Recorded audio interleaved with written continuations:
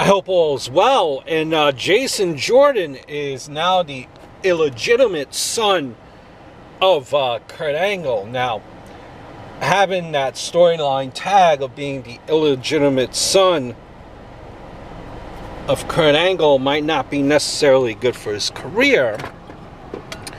And obviously we have to wait until the actual storyline unfolds and how it pans out. But the alliance of Jason Jordan and Kurt Angle will be good for Jason Jordan. Jason Jordan, listen, Gable has all the tools he needs, including promo ability. Now, he's no Jericho, Cena, Rock, but he makes up for it in the ring.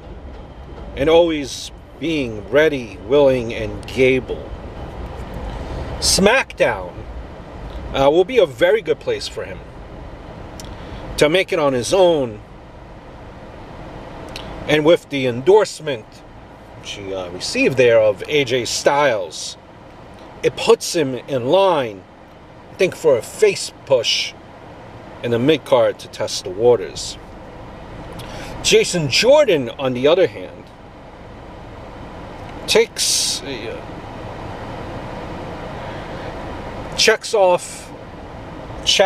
on every box on the physical checklist. 6'3", 245, with a good look, athleticism. But something he's lacked is promo experience. Enter Kurt Angle,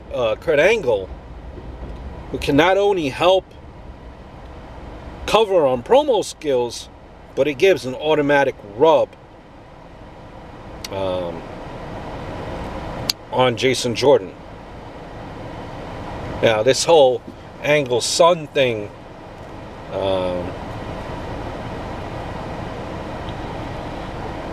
it could pay off for him. It may backfire, though, because you're putting so much pressure on Jordan, but it will also show whether he can hack it in singles. Now, I'm glad American Alpha split quietly to go their separate ways. It's something you don't see much anymore. This is also WWE's attempt to get a WWE trained guy in a position to sink or swim. As long as they don't push it, Jordan can and will succeed in the mid to upper card. Not necessarily main event, but that's okay as long as he doesn't completely botch it up. I think that we as fans sometimes forget that the mid card is not necessarily a bad thing. Fans are very funny, aren't they? In January, everyone was bitching about American Alpha being boring. Crowds were booing both guys, saying they needed a heel turn and all this and that. And the fans haven't been they've been doing that with a lot of NXT talents that get called up. Does Apollo Crews get any reaction? It looks like many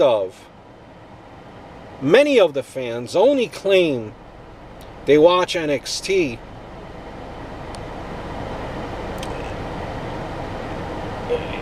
it's like, what I'm trying to say here is when the fans claim they watch NXT, and when the NXT talent gets called up to the main roster, no one gives them any reaction. Fans were the ones that buried American Alpha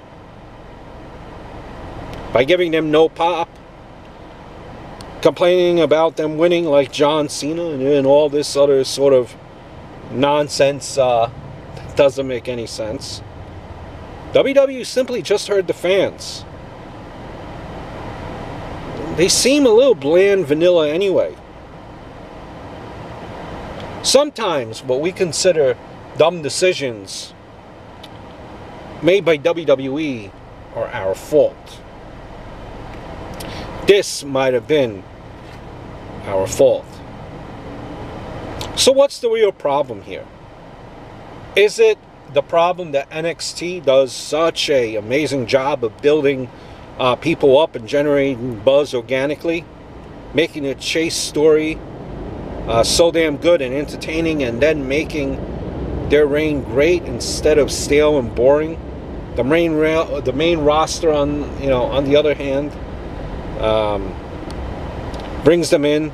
They get one big pop, then they waste them following weeks, put the titles on them out of nowhere, sometimes even ruining another team champion's momentum without any build up or chasing, only to make them fade away into obscurity because creative has nothing for them. That's what frustrating, you might say. It kills everything that Hunter and people on NXT have worked for. But maybe